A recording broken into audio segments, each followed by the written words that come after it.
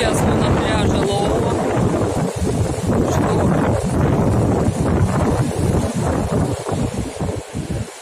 Январские шторма.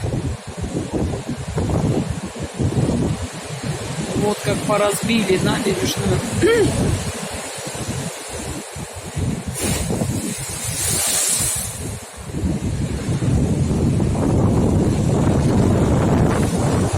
Папаня снимал шторма.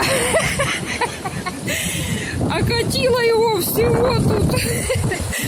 Стоял он тут в уголку, пошел он мокрый как цуцик.